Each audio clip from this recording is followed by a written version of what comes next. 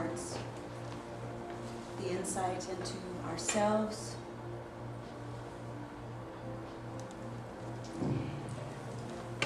and the divine in each other. So we just breathe into this moment right here, right now. This blessed moment.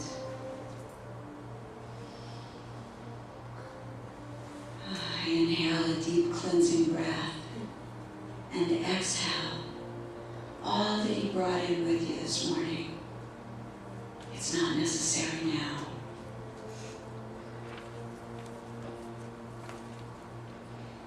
We breathe in.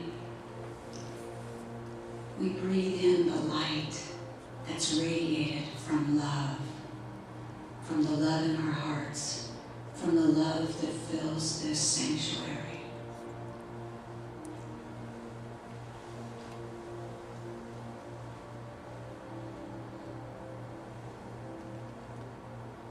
Breathe in the light.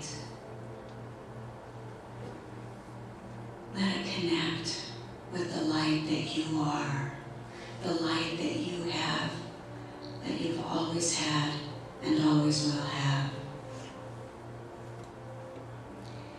And it's in the light that we share this present moment.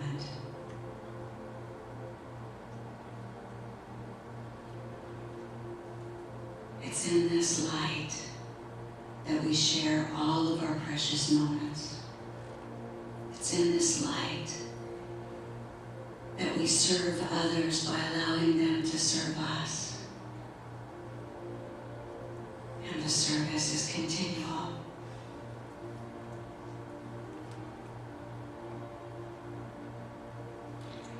It's in this light that we hear each other.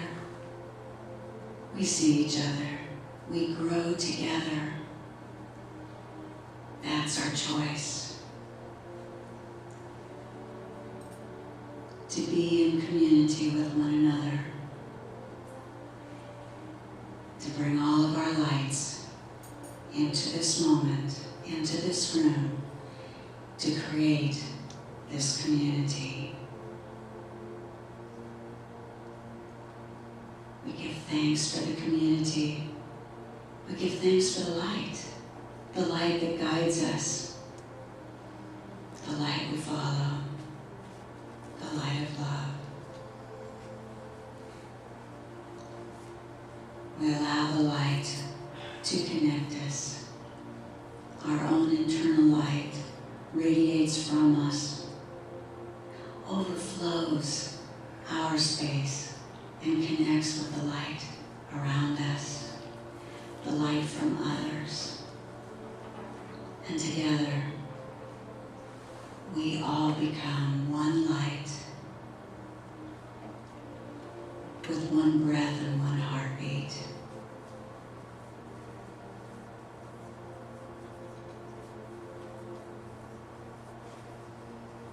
We hold this knowing in gratitude, grateful for the connection, grateful for the community, grateful for the learning together, being together, doing together.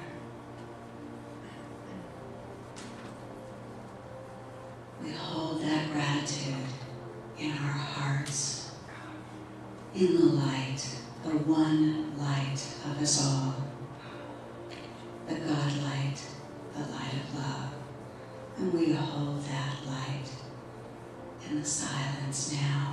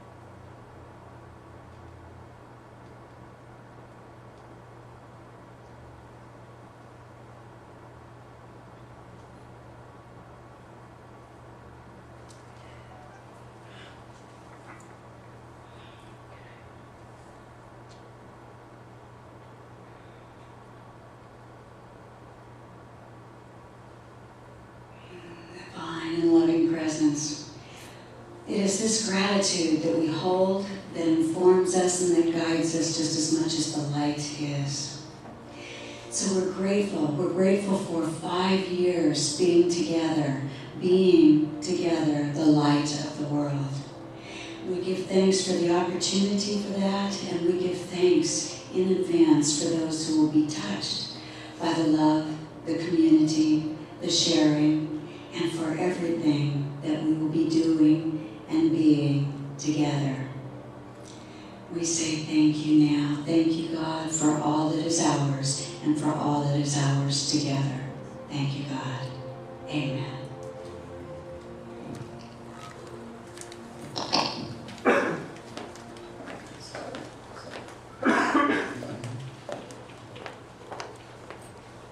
Well, we're always blessed to have this beautiful spirit of Bajan with us to share her gift. And today we're doubly blessed because we have Percival here who's going to share his amazing gifts with us. So please welcome Bajan and Percival.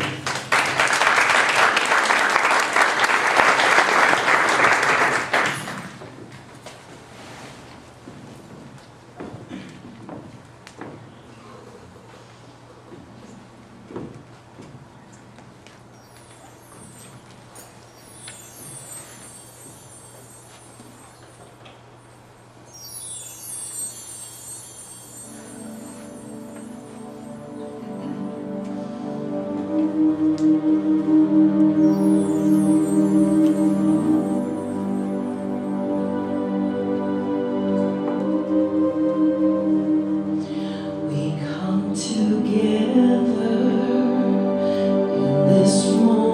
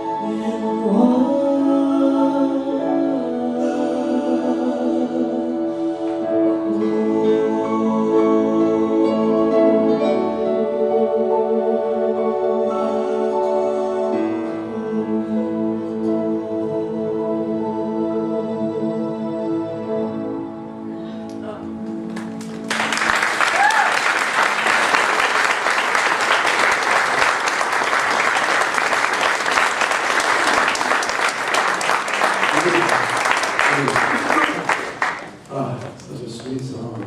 Percival. Great job. Wonderful. That's a melody that I could get used to hearing. How about you? Yeah. Do you think maybe we could sing that as a congregation? It's not, we could do that, couldn't we? It'd be a great opening song for us, so we may just do that. Well, I don't think I need this yes, we're going to show a video. I just want to briefly introduce Reverend Denise. And for those of you who don't know, Reverend Denise is woven through the tapestry of this ministry as well, and has carried the vision of this ministry when it was just a spark, and just a thought, and has been, you know, an immense support person for me personally, and as well as being one who has lent her gifts and her consciousness and her service and her wisdom and her love to what we have here today. The fact that she's not here today in the body is not a reflection of how the body has been affected by her presence. So we'd like to show this, and unfortunately it's got a little backlighting on it, so you may not see her face really well, but I think you'll hear her voice.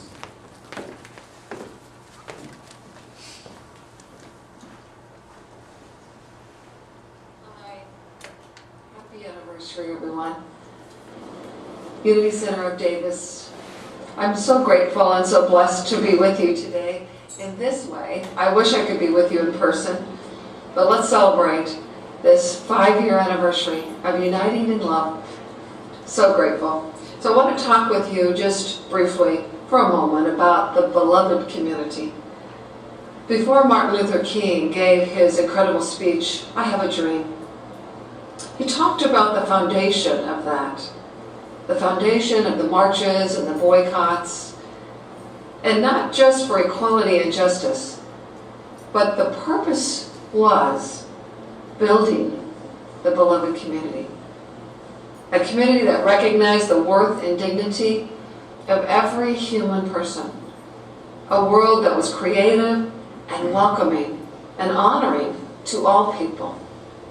And that's what we are creating and building here at Unity Center of Davis. You know, Jesus taught the kingdom of heaven is like a treasure buried within the earth. And when you discover it, you'll sell everything in order to experience it. So Larry and I did just that 20 years ago.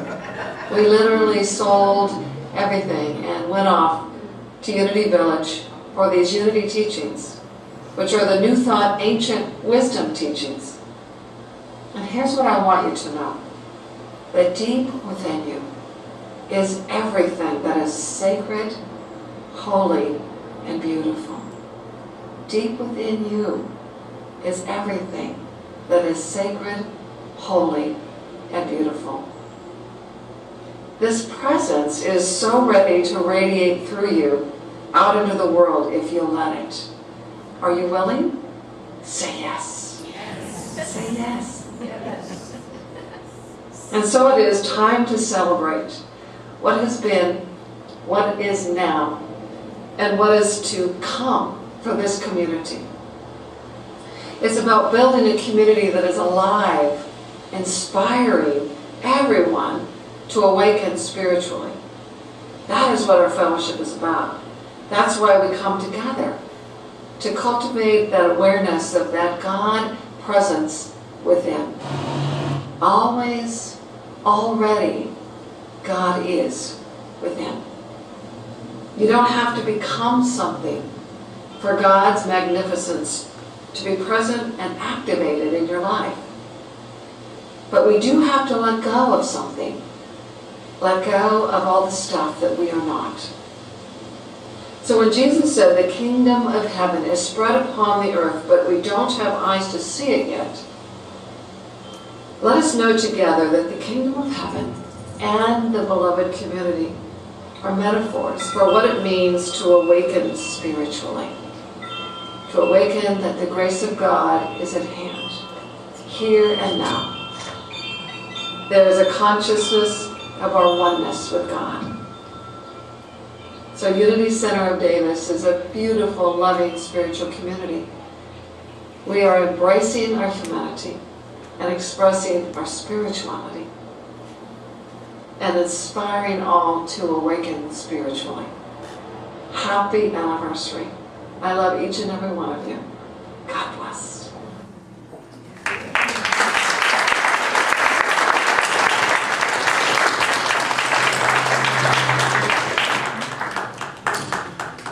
So, yeah, it's, is that me? I think you're good. I think you're good. Okay, now, we all good.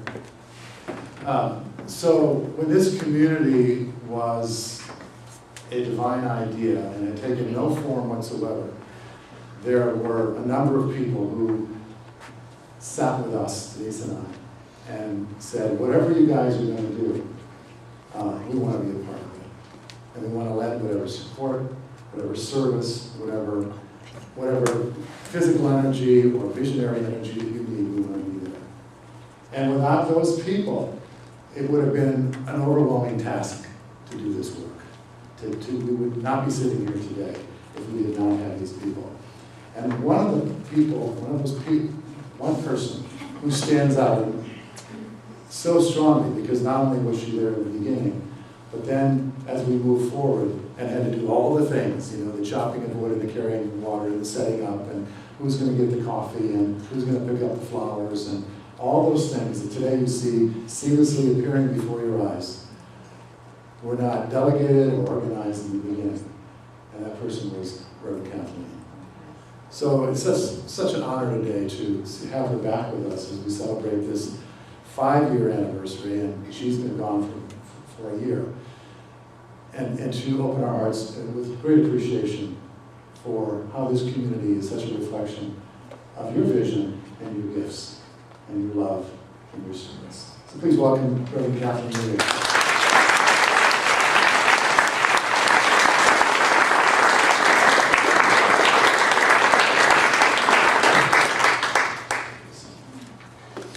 You want to stand or?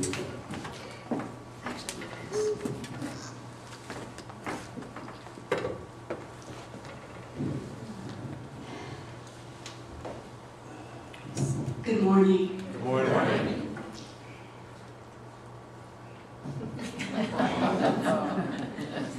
As I recall, this is how I laugh. I can't begin to tell you how excited I am to be here. Probably close to 6 years ago, we started meeting on Carol and Steve's deck at Monica's. We had meetings. Is this a good idea? Should we do this? I'd had the honor to work with both Larry and Denise at another church. And I knew who they were. I knew what they brought to this world. And the answer was a resounding yes, of course.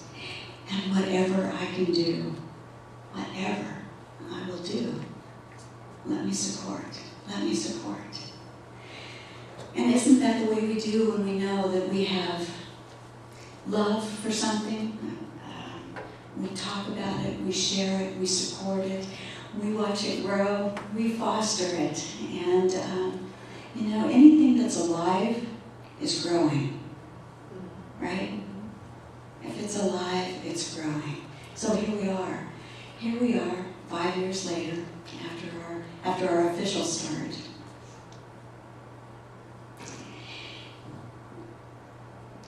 Here we are.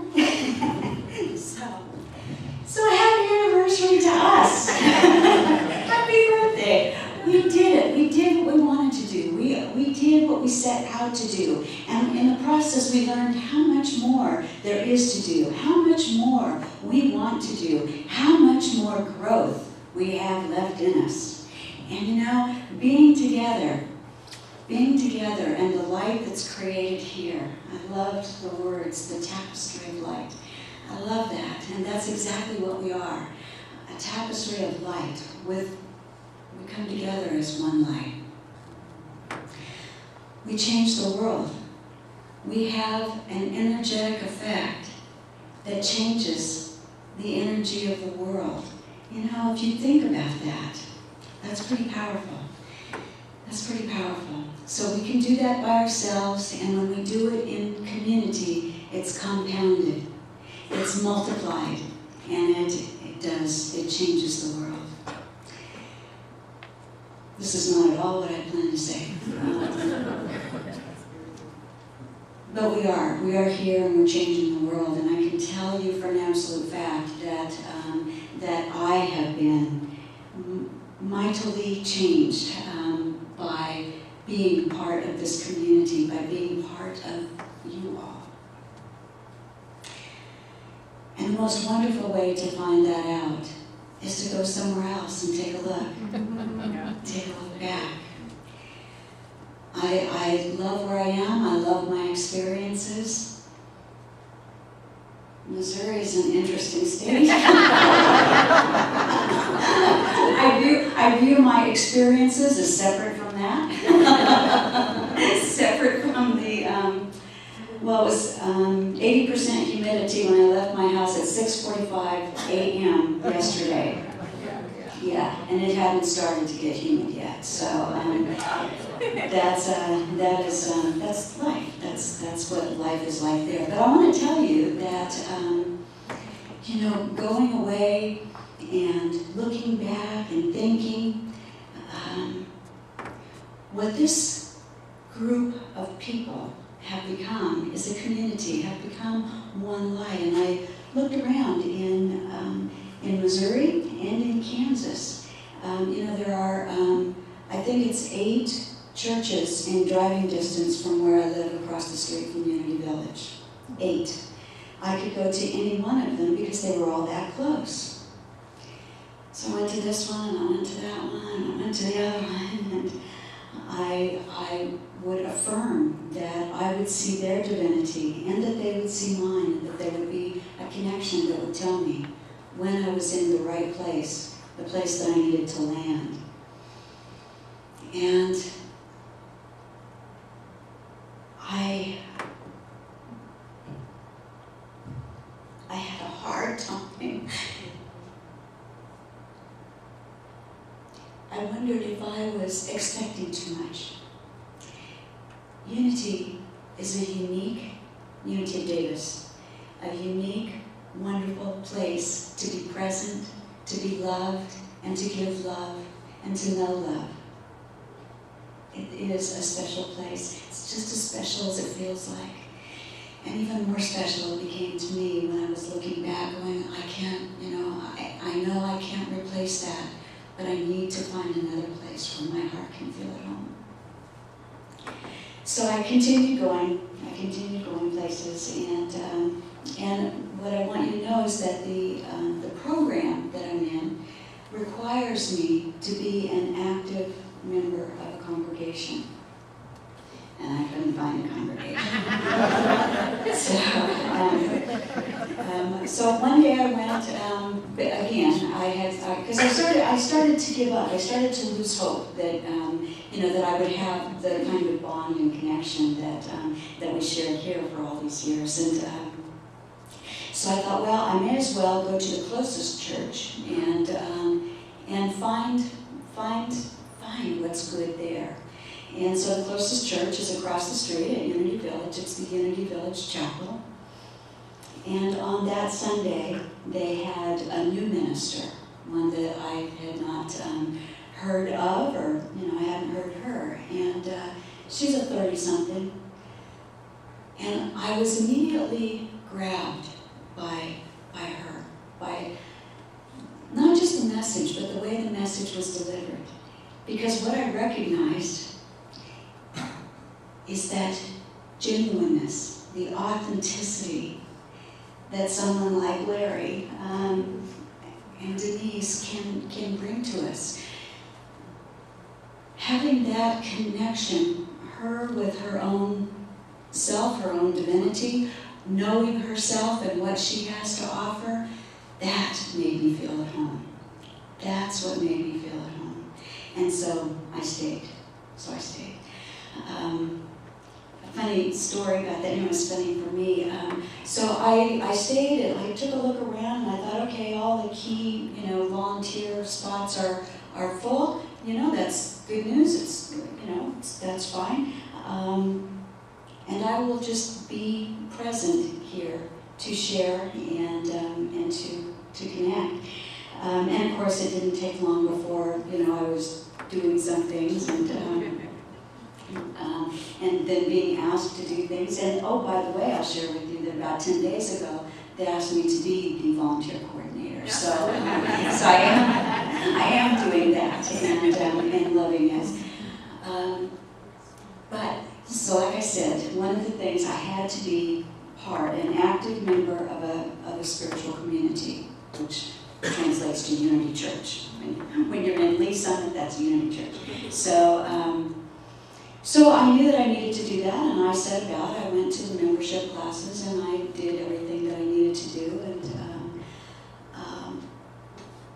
and that was good. And then it came the Sunday that we were going to be, what's that word?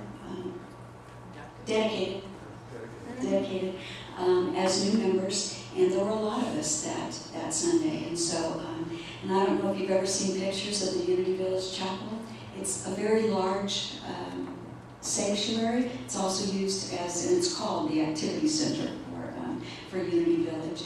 It's got a huge stage. We filled that stage. But anyway, I got ahead of myself. I went in and sat down, and it was early. I don't remember exactly what time it was. And what I was getting ready to do, just bear with me, it's really okay. I'm really feeling good about this. But just what I was getting ready to do, just struck me as so huge, so monumental. And I sat there, not surprisingly, the way I am, tears started just rolling down my face. And I thought, well, that's really odd. I've been fine. But I knew that what it was I felt, as silly as it might seem, I felt like, oh my gosh, I'm taking another step away from Davis.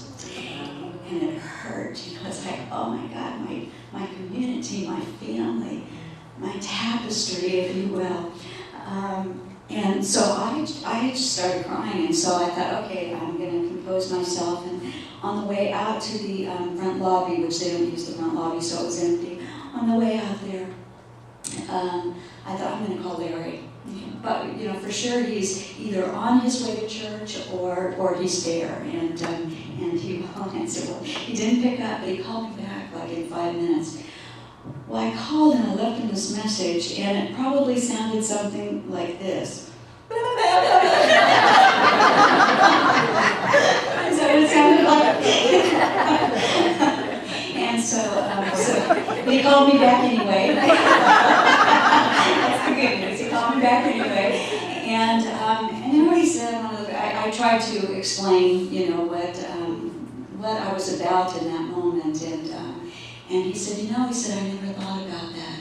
He said, you haven't had as many leavings as Denise and I have had. I was so touched by that.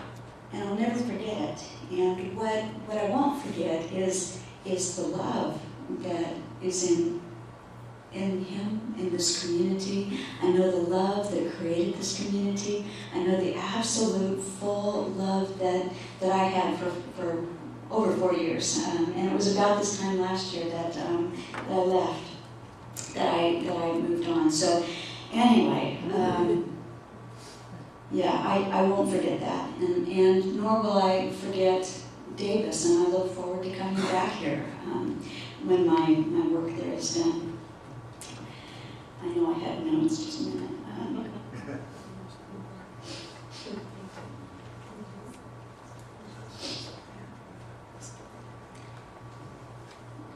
What I discovered after moving into Lee Summit,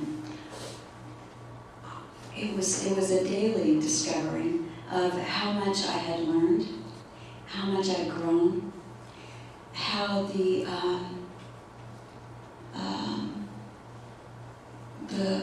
laws about giving and receiving, how true they are. And when I first started here, I thought, okay, 10%, time, talent, and treasure. I didn't have that much treasure, but I had a lot of time. and so I was here with that. And one of the things that I realized when I was far away was, if I gave 10%, I got 1,000% back in every case, every day that I was here as part of this community. The idea, and this, I love this idea. You may not, but I love this idea. That is that as we started taking a look at what we were going to do at the Unity Village Chapel, we realized that we are all here together. We're all here together. Let's be together. Let's pitch in. Let's make this happen. And so then the next question is, how do we become a self-sustaining community? How do we do that? Well, we do that by being present and pitching in. And then that creates the space, the home for all of us. And I realized that's what we were about. That's what was happening. And there were so many, there have been wonderful people that step up to the plate, and when there is a need and when there is a vision, especially when that vision is shared, then everything comes forward to match it, to meet it. I realized that doing can actually be part of being. I always saw them as separate, okay? I'm doing a lot, I want to just be in the state of being, and I saw them separately. But I realized that it was by doing that we became one. It was by doing that we recognized the divinity in each other. By doing things together, we created a sense of team, we created a sense of family, we created a sense of sharing. And to me, being 1,800 miles away, that's what Unity of Davis represents for me. The whole notion of being, doing, loving, giving, receiving, and being one in all of that. One light. One light. So that's what I love, and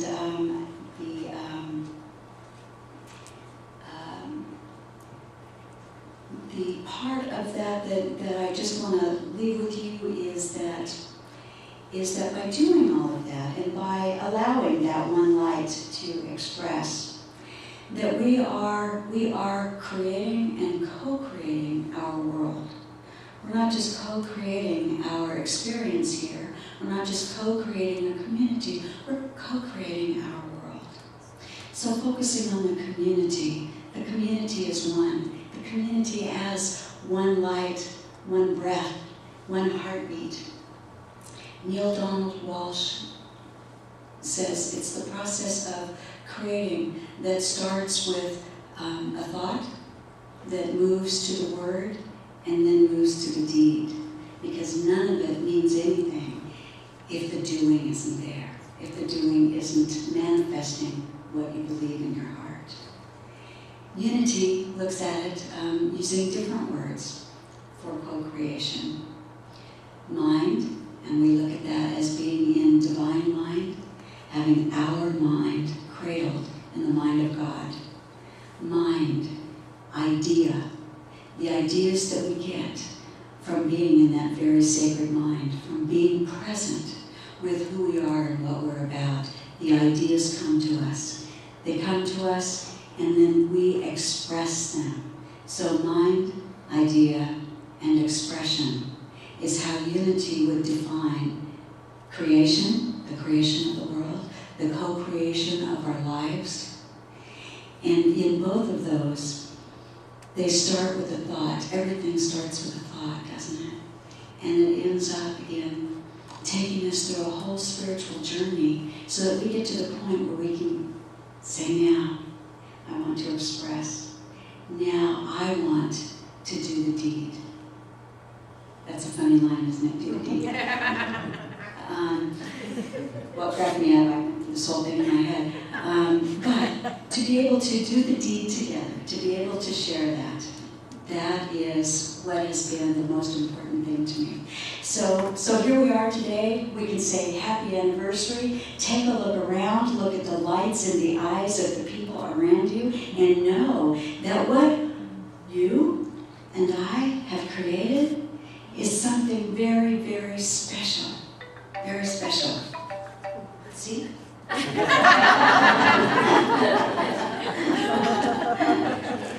So, I just invite you all to come, to celebrate, to share this period of time, and to know that we're here for a reason. We're here for each other. We're here meeting our divine appointment, and we've done that, and we've done it well. So, congratulations, UCOD, and God bless you all. I hope to see you.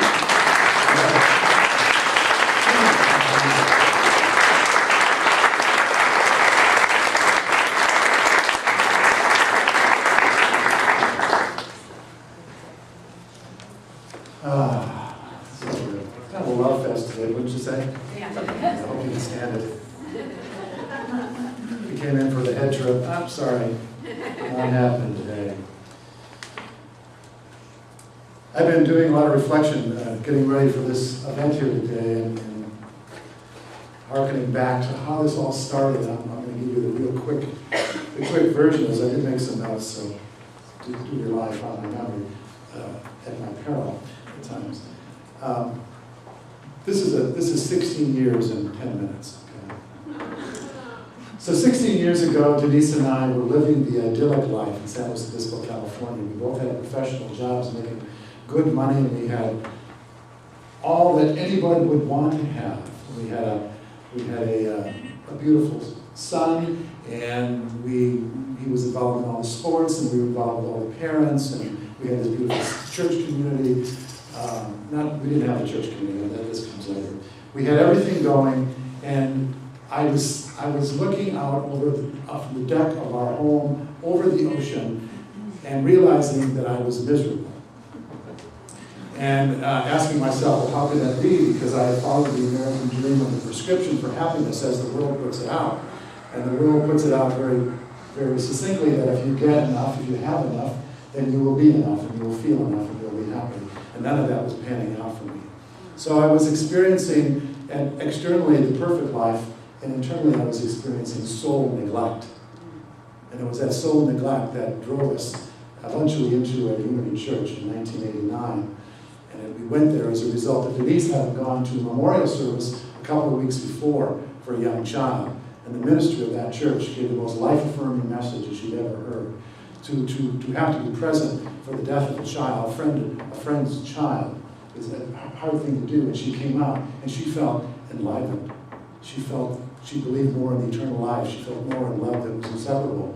And she came home and she tried to sell me this idea that I should come to this church. And I said, get thee behind me. I wanted nothing to do with church because I had grown up with a very watered down, diluted, and oftentimes hypocritical experience with religion. And even through high school, I got involved in some of the teen Christian programs, and I did not like what I saw and what I heard, and it didn't resonate with me. And so when she said, let's start going to church, then we'll be, then we'll turn our lives around, I said, that's not it. And maybe it's another car or another house or another neighborhood or, one more thing, but it certainly can't be church, because I know how that felt for me. So she kept bending my arm every Sunday, and then one Sunday she finally coaxed me out the door and said, well, there's no games on, let's go. And so she took me into this church in San Luis Obispo, and I heard this message, and it went right to my heart. Because the preacher was talking about my life. He was talking about how the world cannot give you what it cannot give you. If you're experiencing an emptiness inside, if you're feeling like you're feeling divine discontent, that is not coming because you don't have enough in the outer, but there is something missing, there's some internal connection that you haven't made.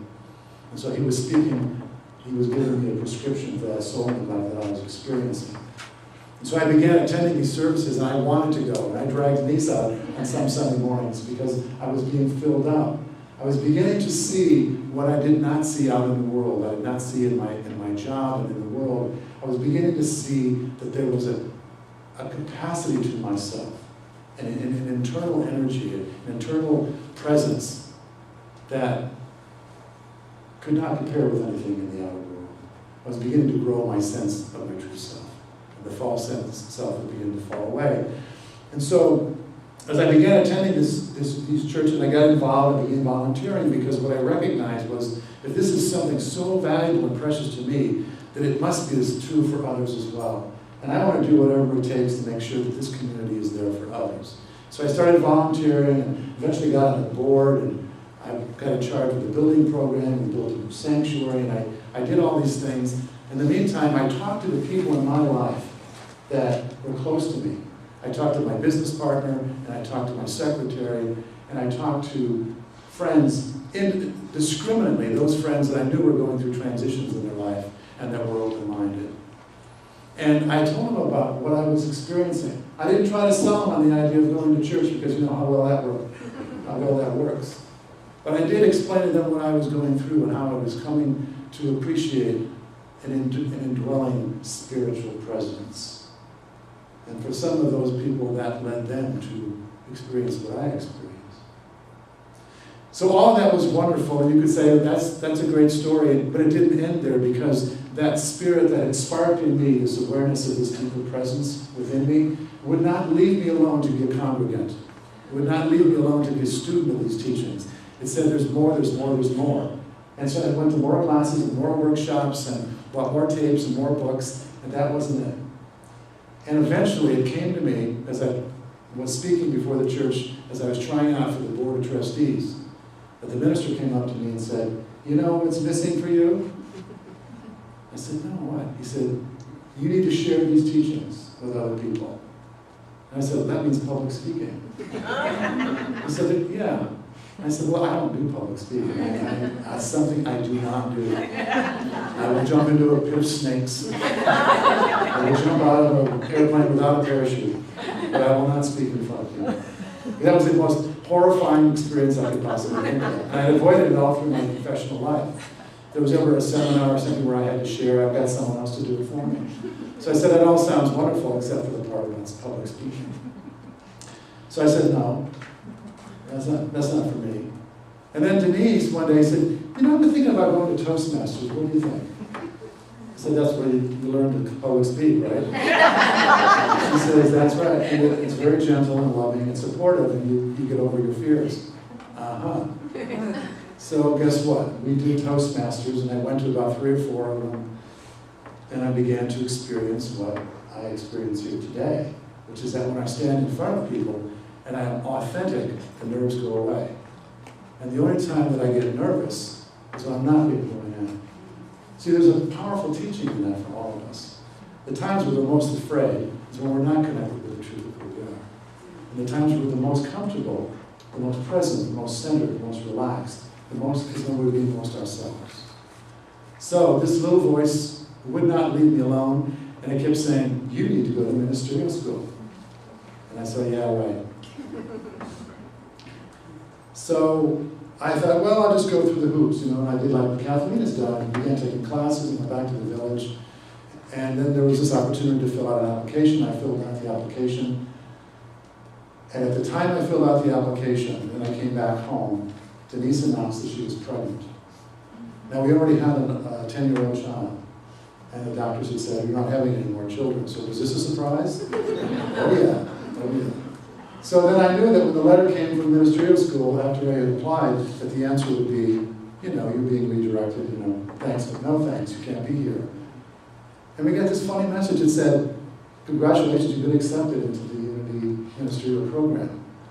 And on one hand, I was looking at that. On the other hand, here was this child coming, which means responsibility, and you can't give up your income, and Denise needs to continue, Denise is going to stop working, I have to work more. And all of those thoughts that come to you when you try to weigh the rational decision for something that has no rationality around it.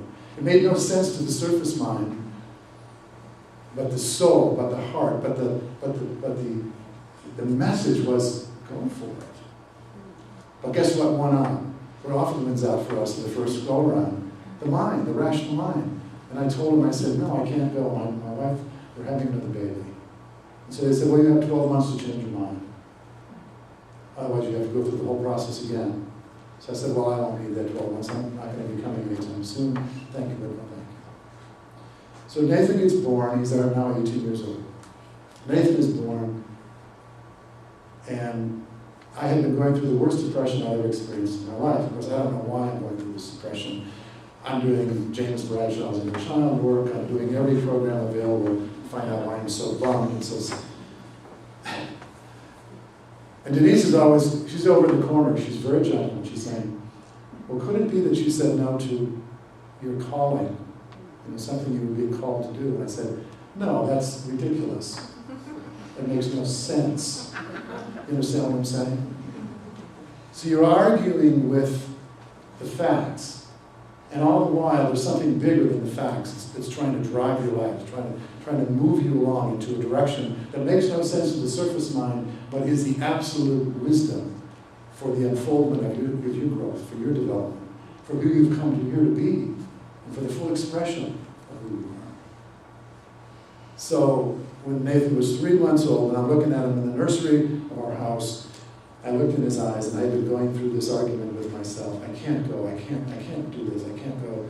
And the love that flooded from his eyes to me was this absolute affirmation of possibility. And I got it. It doesn't make any sense, and I must go.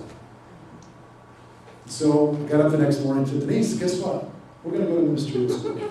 And she went, hallelujah. Because she was living with this very depressed person. You know how much fun that is. And she got excited, and I got excited. The depression, of course, immediately went away. Because I was denying myself. I was denying that calling. So then he would say, oh, it's just all fun and games and roses and following our bliss, and we'll go off and we'll be this perfect little ministry of a couple with a little 9-month-old and 11-year-old. And we went back to Unity Village, and the day that we arrived, and Denise was bringing the baby by plane, so we didn't have to drive across the country with the baby, and I took the U-Haul truck with a friend of mine, and we arrived at the house that we had pre-rented and pre-arranged and prepaid, but not pre-inspected, and we walked in. This house was supposed to be painted and carpets cleaned and everything, and the house was absolutely filthy. There was something like it built motorcycles on the carpet and splashed oil on the walls. It was to die in, not to die for. So we parked the truck in the driveway, said this stuff's not going in. And I called the landlord, who lived out of town a long ways away. I said, oh, that was supposed to be done. I know, but it's not. He said, well, I don't know what to tell you. I can get there in 2 weeks. I said, guess what? Your house is getting painted, the carpets are getting cleaned, and it's coming off the rent. And he said, whatever. And that's what we did. So for 3 days, I'm painting and trying to get ready to meet Denise, who's coming with the baby, because I know it's 97 degrees, the humidity is 112%. And I know I got to get this done. So Denise arrives. I've got 2 more rooms to paint, and she walks in. And because I was painting, and I wanted the fumes to go out, I had all the windows open. They had no screens, of course. And so all the bugs of Lee Summit, Missouri came to visit. This open house experience was theirs to just travel from room to room. And big bugs. They don't have little bugs there, they have big bugs. They're all flying throughout the house. The house is full of paint fumes. Denise arrived with a baby with colic. In short order, the baby was crying at the top of his lungs. Denise was crying at the top of her lungs. And honest to God, Denise, after about 4 hours in this house, and the baby's screaming, and the fumes are terrible, and it's 100 degrees, she picks up the baby, she walks out, she looks at me and goes, I'm leaving. And I believe that she was serious. And she drove around Lee Summit for hours and hours and hours trying to figure out whether she was going to come back. Well, she did, thankfully. And we got the place in shape. And we got through ministerial school, but I want you to know, Denise and I both had professional jobs, and we were well respected in our community. And in Lee Summit, Missouri, of course, nobody knew us from Adam. And so Denise ended up being a waitress in a restaurant, did that for 2 years. And I worked in the prayer room and did 8-hour prayer shifts at night, being on the phone with people. And a challenging time. But we did whatever we could because we believed in the dream. See, it doesn't matter what you have to do if you're attached to the dream. If you're attached to that which means more to you than anything else, you do what you have to do. So we did that. We got through ministerial school, and at the end of the 2 years, fortunately we were hired by a church. We went to Modesto, and it looked like the perfect church. They had a brand new sanctuary, and they had just finished painting everything. Thankfully, the fumes were gone, and we found a house, and everything fell into place. And so we had this actually a very nice experience, 5 years and a 5-year contract. At the end of the 5 years, we started applying to other ministries, and we thought for sure we would be hired because we're so wonderful, right?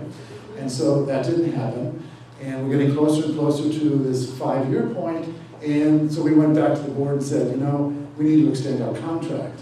And the board said, we're not going to do that. So there we were. We got up to that last day, and we had no contract. We had no job beginning on July 1st, and we had to let our lease go on our house. And so we literally took all our stuff and put it in storage, and we got into our little van with our little tent trailer, and we drove off homeless from Modesto, California. This was in 2001. And we went up to Tahoe because that was our favorite place to hang out and knew it was cooler than in Modesto. So we got there, we went to Blue Lakes, and we camped at Blue Lakes for 2 weeks. And then we had about maybe $2,000 because we'd spent all our money getting through ministerial school, all our savings. We thought, well, it's not going to last us very long. So I said, well, let's go up to Tahoe and see if they'll let us speak at the church up there. So they did. They let us speak, and we did that for a couple of weeks. And that was $125 per Sunday, so that was groceries, that was good. But we had no visible form of support. But all along the way, what I want you to know is that there was something driving us. There was the inspiration of this work.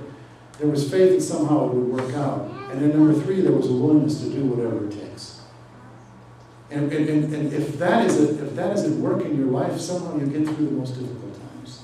And so we got through that. Eventually Denise was hired to be the minister at Unity at the Lake up there. And there wasn't enough room for both of us, and so I went to work. And as you know the story, I'm working in a gym handing out towels. That was my job in the membership services area. And then I got a job, I got left there because I wanted to improve my lot in life. And I got a job as a file clerk at the hospital, making $9 an hour as opposed to $6. And so I did that for a while, and then I worked my way up until I was administrative assistant to the medical records director. But all the time I knew I wanted to get back into ministry. I never let that go.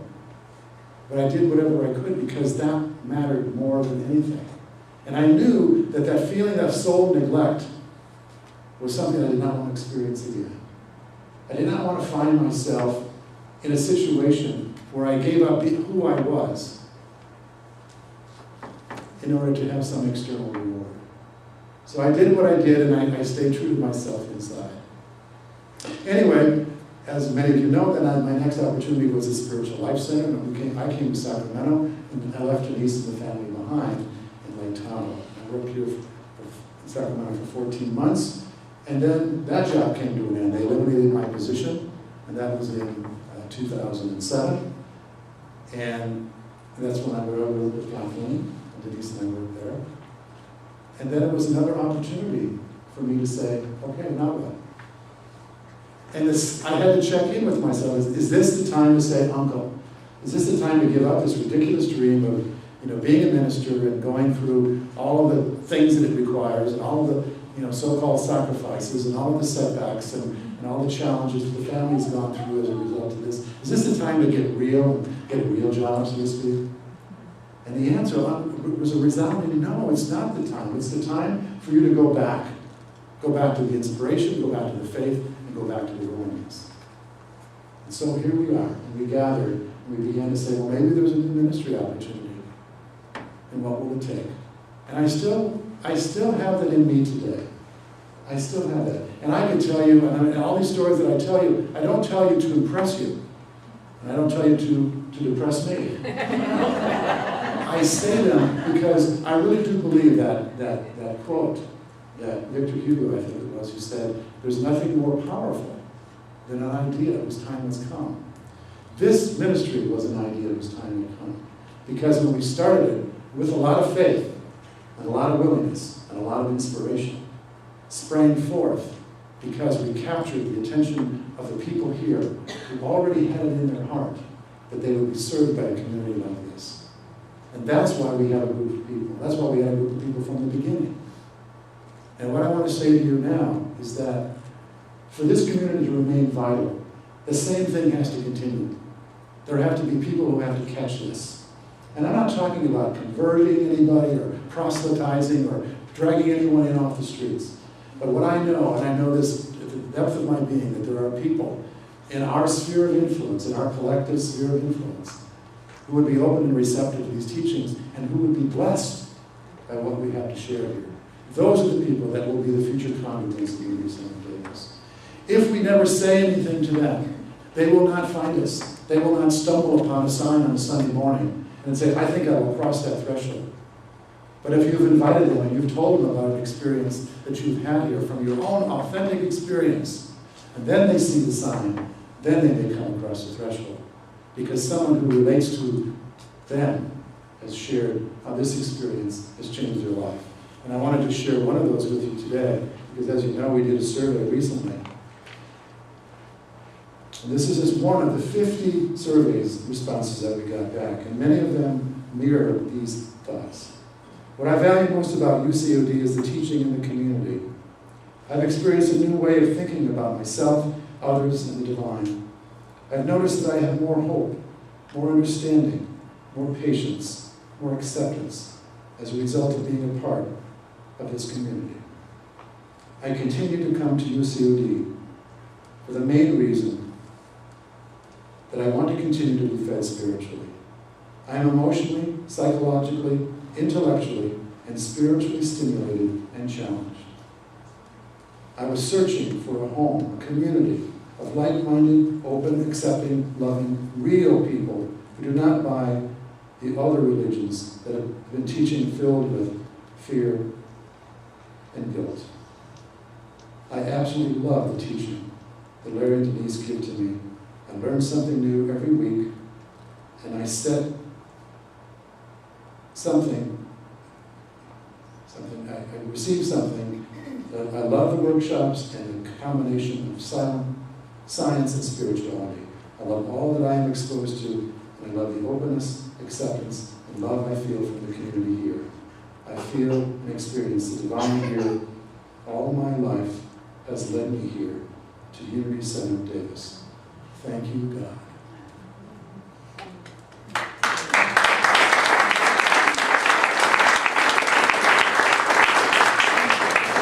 So it could have been a fluke, and I was just reading you that one, something like that. But if you're ever interested in all these responses, since they're all anonymous, we could gladly share them with you. And many of them say the same thing. So how did that person find out about this community?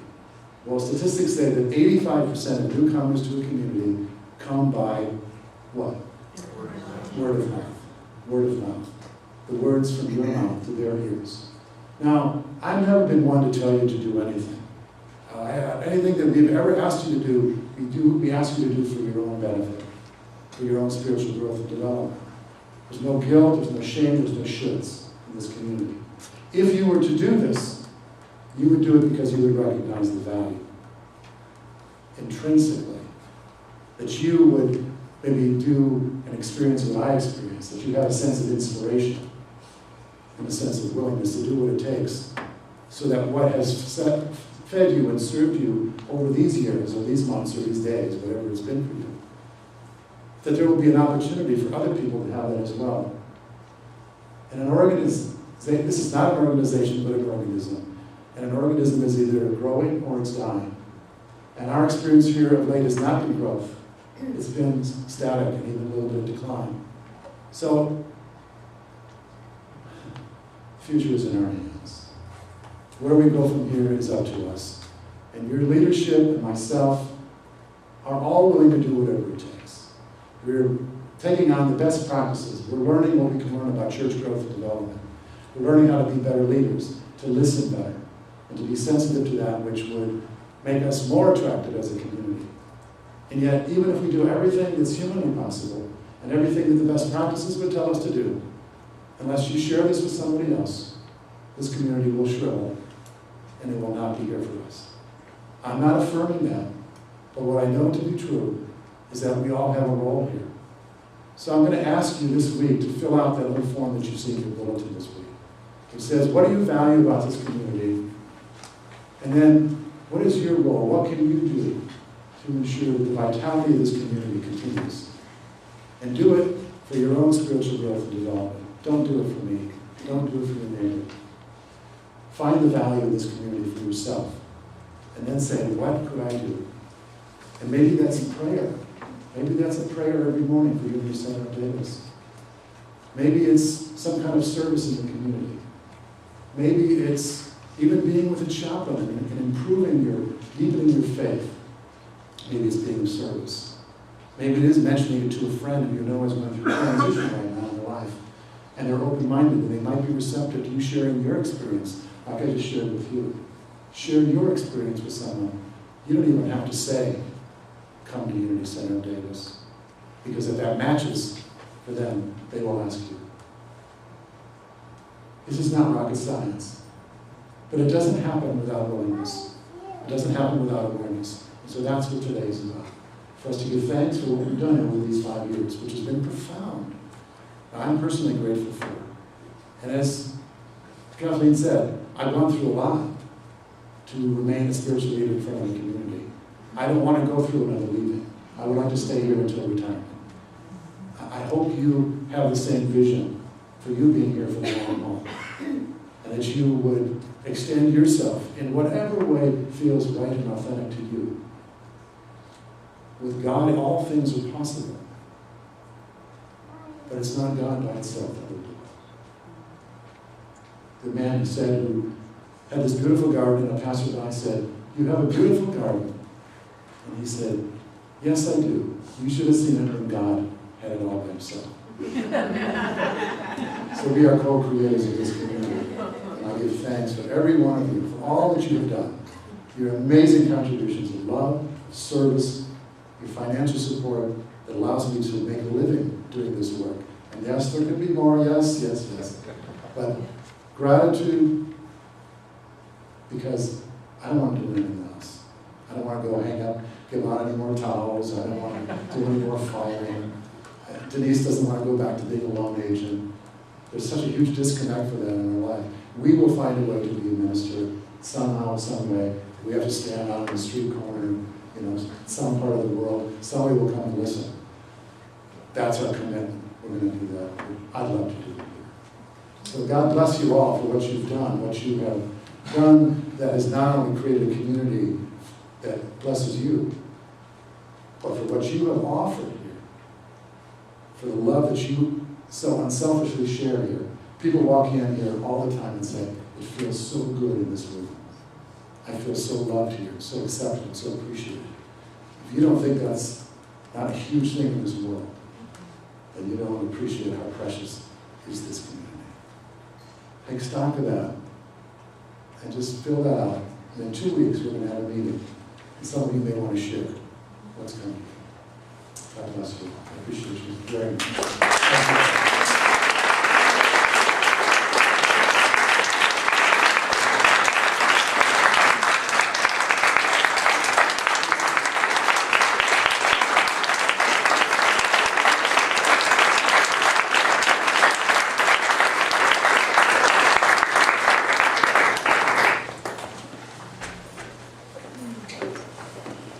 So many thoughts. My heart is so open wide and filled with the love that I know each of you feel right now.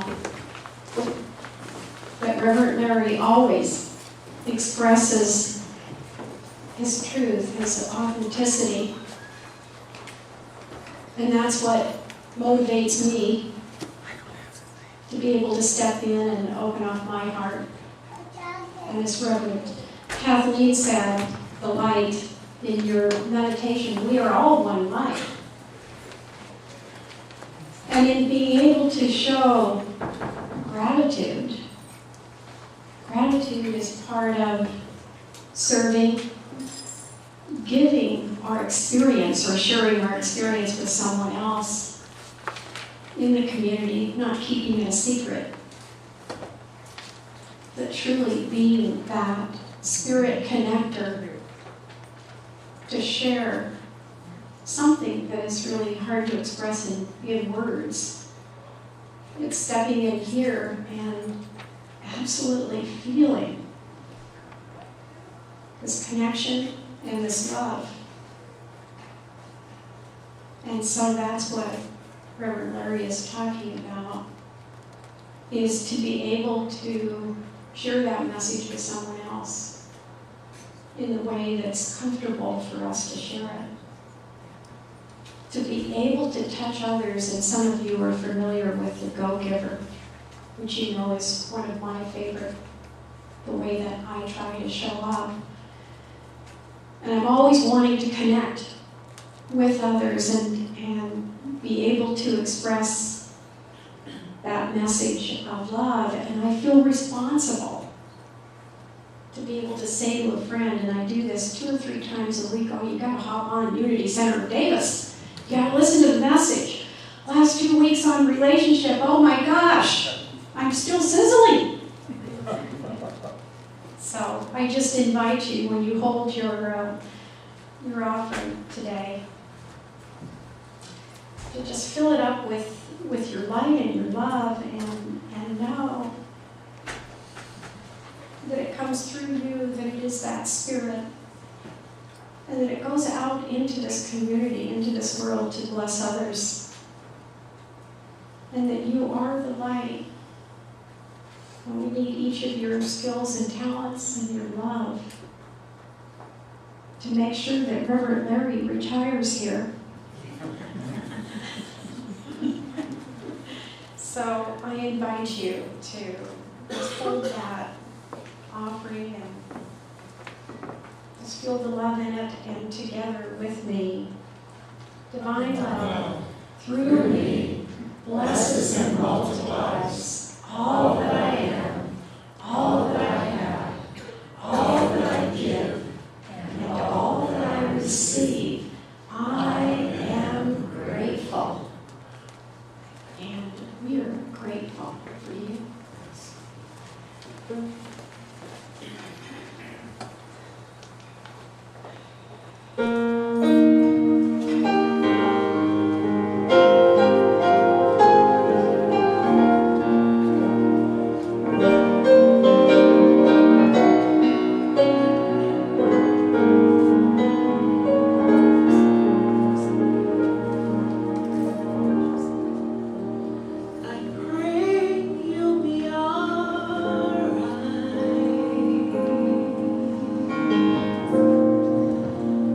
Remind us where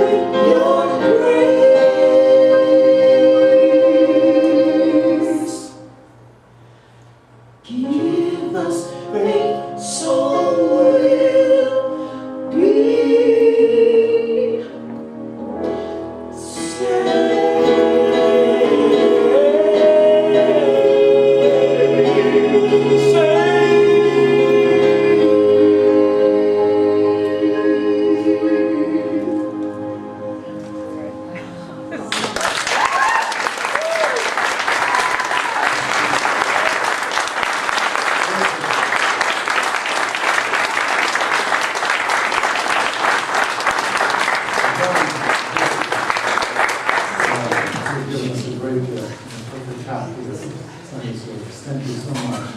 You're amazing. David, thank you. As usual.